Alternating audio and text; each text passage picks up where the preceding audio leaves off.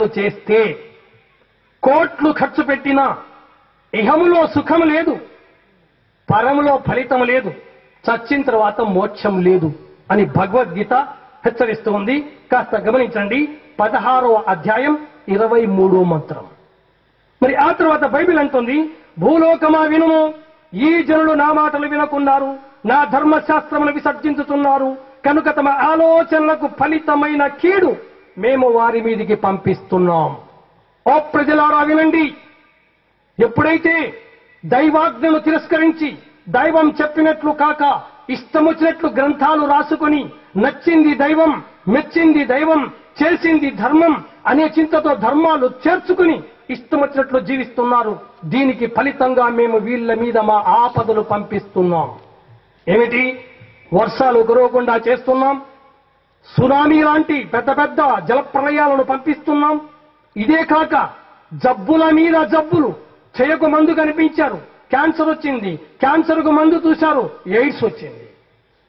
AIDS నుండి రక్షణ పొందే మార్గం ఒక్కటే చెప్పబడింది. ఖురాన్ చెబుతుంది, ఓ ప్రజలారా మీరెప్పుడైతే వ్యభిచారం చేస్తారో వ్యభిచార ఫలితంగా మీ మీద మా శాపం ఉంది. ఆ శాపమే ఈనాడు ఎయిడ్స్. ఈ ఎయిడ్స్ కు మందు కోసం తాపత్రపడి గవర్నమెంట్ ఏం చేస్తుంది? ఈ ఎయిడ్స్ నుండి రక్షణ పొందాలి అంటే ఒకటే ఒక మార్గం, ఖురాన్ చెప్పినట్టు వ్యభిచారం మొదలుపెట్టాలి. కానీ గవర్నమెంట్ ఏం చేస్తుంది? ఖండం తొడుక్కోండి, నిరోధు పెట్టుకొని మీరు వ్యభిచారం చేసుకోండి అంటారు. దైవాజ్ఞకు వ్యతిరేకంగా చేస్తే మీ మీద శాపం కురుస్తుంది, మీకు నాశనం కలుగుతుంది అని దైవం హెచ్చరిస్తున్నాడు. కానీ ప్రజలు దీన్ని గమనించుకోక తమ ఇష్టానుసారంగా మార్గాన్ని గడుపుకుంటూ వస్తున్నారు.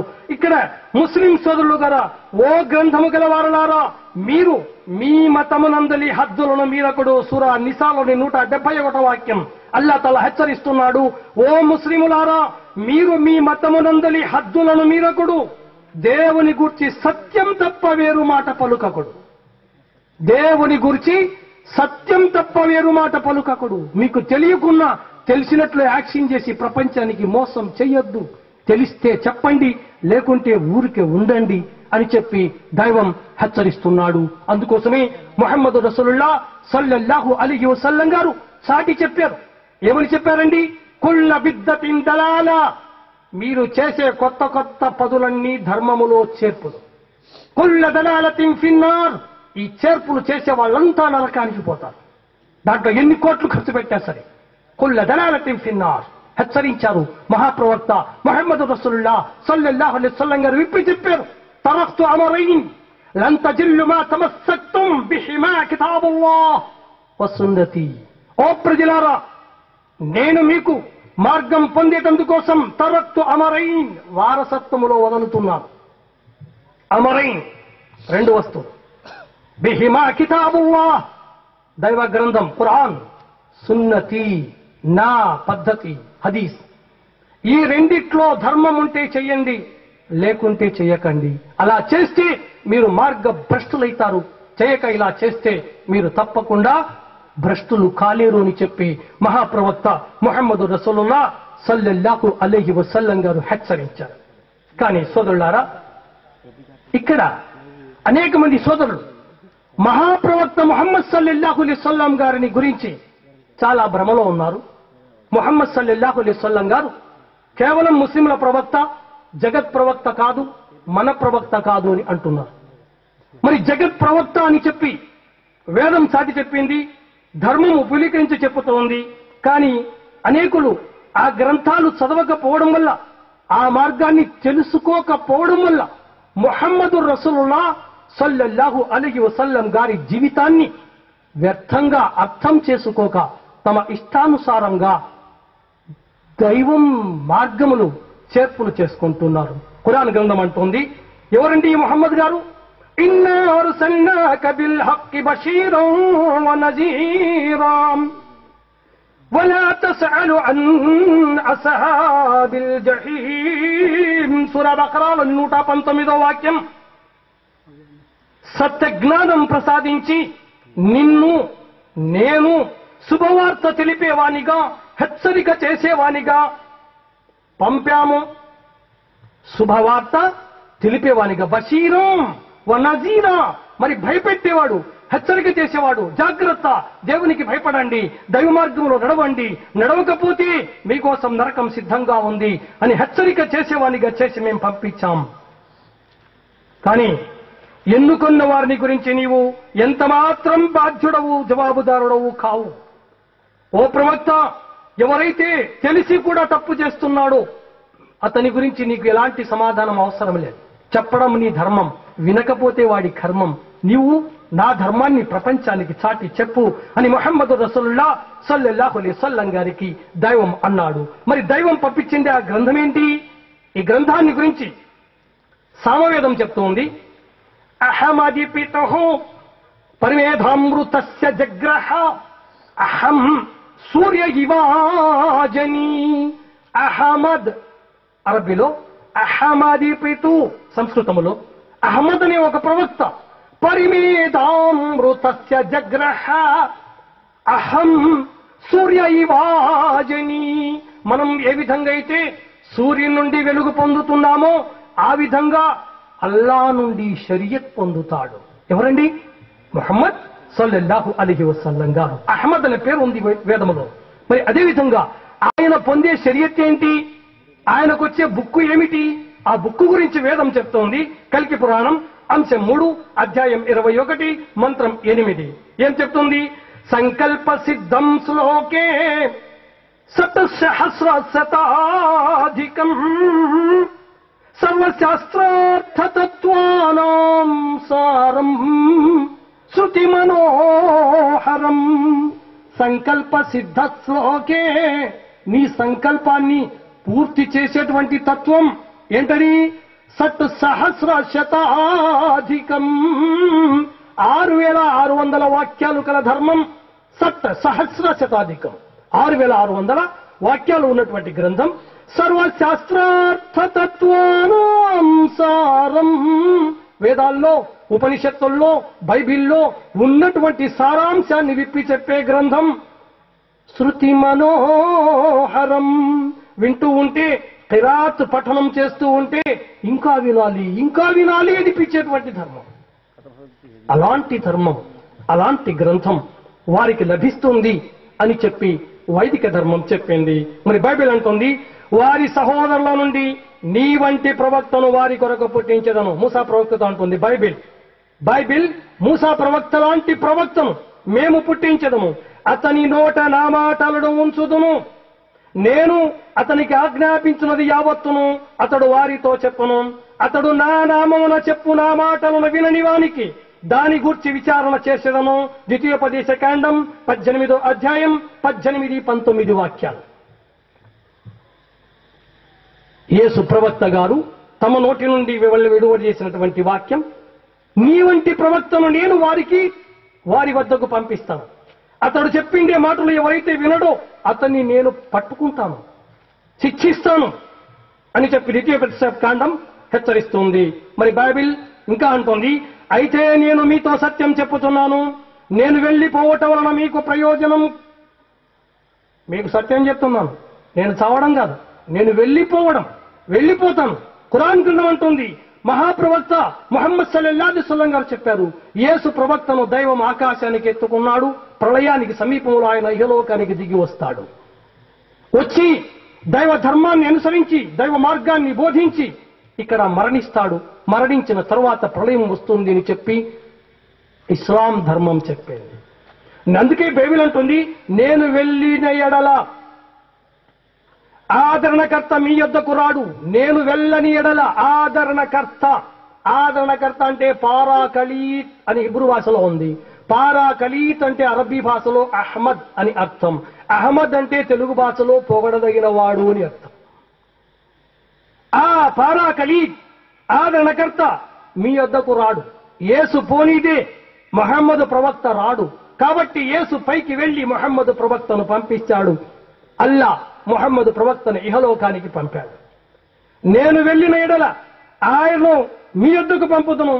ఆయన వచ్చి పాపమును గూర్చియు నీతిని గూర్చియు తీర్పును గూర్చియు లోకమును ఒప్పుకొనజేయును. యోహాను సువార్త 16వ అధ్యాయం 8వ వాక్యం. ఆయన వచ్చి లోకానికి తీర్పు చెప్తాడు, షరియత్ స్థాపిస్తాడు, శిక్ష విధిస్తాడు, తప్పు చేసిన వాళ్లకు శిక్షిస్తాడు. వ్యభిచారం చేస్తే పెళ్లి చేసుకున్న వ్యక్తి రాళ్లతో కొట్టి చంపమన్నాడు. చాలా మంది అన్నారు ఇది పెద్ద దురాగతం, రాళ్లతో కొట్టి చంపడం ఏమిటి అని. మొన్ననే మనం పేపర్లలో చూశాం. మన భారతదేశంలో పెద్ద పెద్ద కాలేజీల్లో కాలేజీకి అమ్మాయి వెళ్తుంటే చదువుకొని వెళ్లేటువంటి పిల్లవాడు ఆ అమ్మాయిని లవ్ చేస్తే అమ్మాయి ఒప్పుకోలేదని ఖడ్గం తీసుకుని నరికేశాడు. మరి వీడిని చంపాలన్నా ఇడిచిపెట్టాలా? అట్లే ఇడిచిపెడితే ఎంతమందిని చంపేస్తాడు. అదే శిక్ష అనేది కఠినంగా ఉంటే ఆ వ్యక్తి తప్పు చేయలేడు. అందుకోసమే ఇస్లాం మానవ శక్తిని బట్టి శిక్షను విధించింది. ఈ శిక్ష కఠినంగా ఉంది కాబట్టి అరబస్థాన్ మైదానంలో ఇలాంటి రేప్ కేసులు లేవు, వ్యభిచారాలు లేవు. అదే అమెరికాలో ప్రతి నిమిషానికి 300 రేపులు జరుగుతున్నాయి.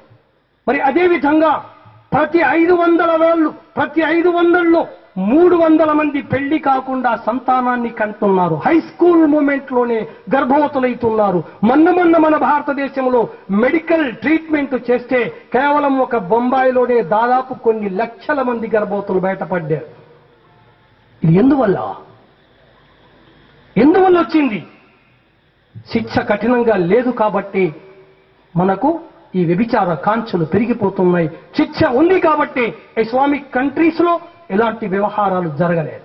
అదేవిధంగా దొంగతనం చేస్తే చెయ్యి నరకడం ఏమిటి, ఇంత మానుషమా అన్నాం. ఒక వ్యక్తి ప్రయాణం చేస్తూ వచ్చాడు, మా గ్రామానికి వచ్చాడు. బొంబాయికి వెళ్తున్నాడు. కొండాపురం రైల్వే స్టేషన్ లో దిగాడో లేడో ఎవరో డబ్బు కొట్టేశారు. నేను ఇక్కడ నుండి అక్కడికి వెళ్ళిపోవాలి, పెద్ద కోటీశ్వరుణ్ణి నేను, నా దగ్గర ప్రస్తుతం ఏమీ లేవు, టికెట్ తో సహా దోచుకున్నారు. బ్యాగు పోయింది, డబ్బులు పోయాయి. బిచ్చమెత్తుతూ వచ్చాడు ఆయన. మేము ఇలా వెళ్ళాలి అని చెప్పి. అలాంటి దొంగను విడిచిపెట్టాలా, శిక్షించాలా? దైవం క్రూరంగా శిక్షిస్తున్నాడు. ఎందుకు? అలాంటి తప్పు చేయకూడదని.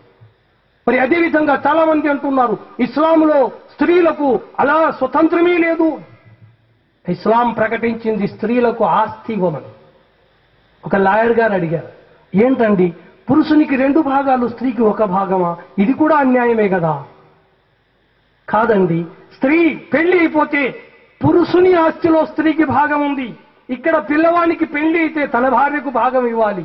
కాబట్టి ఇతనికి ఇక్కడ మైనస్ అవుతుంది, ఆమెకి అక్కడ ప్లస్ అవుతుంది. కాబట్టి 2 భాగాలు దైవం నిర్ణయించింది, పురుషునికి సబబైందే. కాబట్టి గమనిస్తూ పోతే సోదరులారా, ఖురాన్ గ్రంథాన్ని పఠిస్తూ వస్తే అందులో ఏముంది అనేది విపులంగా మనకు తెలుస్తుంది. బైబిల్ గ్రంథం దీని గురించి తెలియచేసింది. ఇంకా తెలుసుకోవాలి అంటే మొహమ్మద్ ఇన్ బైబిల్, మొహమ్మద్ బైబిల్లో మొహమ్మద్ అని తెలుగులో, మొహమ్మద్ ఇన్ బైబిల్ అని ఇంగ్లీష్ లో పుస్తకం ఉంది, చదివి చూడండి. మరి అదేవిధంగా Mohammed in Hindu, Farsi and Buddhist scriptures అని ఇంగ్లీష్ లో ఒక పుస్తకం ఉంది. కలికి అవతారుడు మొహమ్మదేనా అని తెలుగులో కూడా ఉంది. ఈ రోజే నేను తెలుగులో ఒకటి, ఇంగ్లీష్ లో ఒకటి, ఇక్కడ మసీదులో అక్కడ లైబ్రరీలో 2 బుక్కులు చూశాను. తెలుగులో కలికి అవతారుని గురించి ఉంది, ఇక్కడ హిందూ ధర్మములో మొహమ్మదును గురించి ఇంగ్లీష్ లో ఉంది. మరి ఈ పుస్తకాలు ఎవరు చదవాలి? కేవలం ముస్లింలేనా? అందరికీ చదివిస్తే అసలు విషయం తెలుస్తుంది. కానీ ప్రజలు దీని గురించి పరీక్ష చేయడం లేదు, పరిశోధన చేయడం లేదు. అందువల్ల దీన్ని మనం చాలా వెనుకబడిపోతున్నాం. ఇక యేసుక్రీస్తు గారు అంటున్నారు, నేను మీతో చెప్పవలసిన ఇంకను అనేక సంగతులు కలవు, కానీ ఇప్పుడు మీరు వాటిని సహింపలేరు. అయితే ఆయన అనగా సత్య స్వరూపి అయిన ఆత్మ వచ్చినప్పుడు మిమ్మును సర్వసత్యములోనికి నడిపించును. ఆయన తనంతట తానే ఏమియూ బోధింపక వేటిని వినినో వాటిని బోధించి సంభవింపబోవు సంగతులను మీకు తెలియజేయను. ఆయన నా నోటిలోనివి తీసుకొని మీకు తెలియజేయను కనుక నన్ను మహిమపరచును. యోహాన్ స్వార్త 16వ అధ్యాయం 7 నుండి 14వ వాక్యం వరకు ముహమ్మద్ గారి జీవిత చరిత్ర ఉంది. అయితే ముహమ్మద్ జీవితాన్ని చదవలేదు కాబట్టి క్రైస్తవ సోదరులు గమనించుకోవడం లేదు. బైబిల్ గ్రంథాన్ని చూడలేదు కాబట్టి ముస్లిం సోదరులు వాళ్ళ బుక్ అన్నారు, క్రైస్తవ సోదరులు మీ బుక్ అన్నారు. దీని మధ్య దైవం బుక్కును మనం అందరం విడిచిపెట్టేశాం. మరి వైదిక ధర్మం అంటుంది,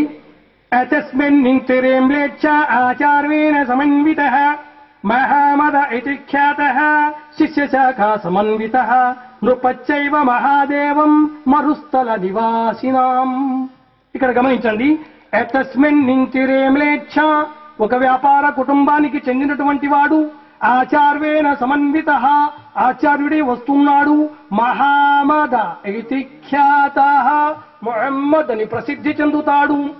శిష్యశాఖ సమన్విత, శిష్యశాఖతలో కూడి ఉంటాడు. అంటే భారతదేశంలో శిష్యత్వం అమెరికాలో, జపాన్లో, బ్రిటన్లో, లండన్లో, ఈనాడు జపాన్లో 50,000కు మించి ముస్లింలు ఉన్నారు. శిష్య శాఖలు వ్యాపిస్తూ ఉన్నాయి. ప్రపంచమంతటా వ్యాప్తి జరుగుతూ ఉంది. నృపచ్చైవ మహాదేవం మరుస్థల నివాసినం, ఈయన ఎడారి ప్రదేశానికి చెందినవాడై ఉంటాడు. మరి ఎడారి ప్రదేశం నుండి వచ్చాడు. తచ్చుత్త పుండరీకాక్ష బ్రాహ్మణమిదం రిరీక్, ఈయన బ్రాహ్మణ వంశానికి చెందినవాడై ఉంటాడు. అంటే కాబెతుల్లా యొక్క పూజారి అబ్దుల్ ముతల్లిబ్ గారి మనవడు. మరి అదేవిధంగా శంభలే, ప్రపంచ నడిబొడ్డు విష్ణు యశశో అబ్ద్ అల్లా, విష్ణు యశశో, విష్ణు భక్తుడు, అబ్ద్ అల్లా దేవుని యొక్క భక్తుడు అని అరబ్బీలో. ఇది సంస్కృతంలో, అది అరబ్బీలో. మరి అదేవిధంగా సుమత్యాం అమీనా, సుమతి అమీనా శాంతిమతిని తెలుగులో అర్థం. వీళ్ళిద్దరికీ జన్మించేటువంటి వాడు పేరుతో సహా కల్కి అవతారం గురించి కల్కి పురాణంలో విపులంగా ఉంది. కాబట్టి సోదరులారా, మరి ఇంకా ఆయన ఎలా ఉంటాడై అంటే చతుర్భ్రాతృదేవ కరిష్యామి కలిక్షయం, నలుగురు భుజముల లాంటి స్నేహితులతో కలిసి ఆయన యుద్ధం చేస్తాడు. కలిక్షయం, చెడును రూపమవుతాడు, శత్రువులను సంహరిస్తాడు. మరి ఇంకా ఆయన గురించి 60 శ్లోకాలు ఉన్నాయి. ఇలా చెప్పుకుంటూ పోతే కాలం అతీతమవుతుంది. ఇక ముఖ్యంగా ఆయన గురించి ఒక ఆకారం ఉంది. లింగచ్ఛేది, ఒడుగులు చేసుకున్నటువంటి వాడు. శిఖాహీన, కొప్పు కత్తిరించి గిర్దా ఉన్నటువంటి వాడు. సమశ్రుధారి, గడ్డం పెట్టుకున్నటువంటి వాడు. సదూషక, మెత్తగా మాట్లాడేటువంటి వాడు, మృదు తత్వముతో హృదయాలు విప్పేటట్లు మాట్లాడేటటువంటి వాడు. ఉచ్చాలాపి, ఉన్నది ఉన్నట్లు విప్పి చెప్పేవాడు, మారిఫతని దాచిపెట్టేవాడు కాడు. అంతా షరియత్తే, ఒక్కటి కూడా మారిఫత్ ఆయన దగ్గర లేదు. అంటే ఆయన దాచిపెట్టడు. సర్వభక్షి, ఇది తినకూడదు అది తినకూడదు అన్నాడు ఆయన, అన్నీ తింటాడు. ఏది దైవం తినమన్నాడో అవి తింటాడు, ఏది వద్దన్నాడో అది మానేస్తాడు. భవిష్యతి జనోమమః, రాబోయే కాలంలో జన్మిస్తాడు. ముసలైన సంస్కార, ముస్లిములు అనే సంఘాన్ని స్థాపిస్తాడు. భవిష్య పురాణం ప్రతిసర్గ పర్వం 25, 26 మంత్రాలు ఒక్కసారి చదివి చూస్తే ముహమ్మద్ సల్లల్లాహు అలైహి వసల్లం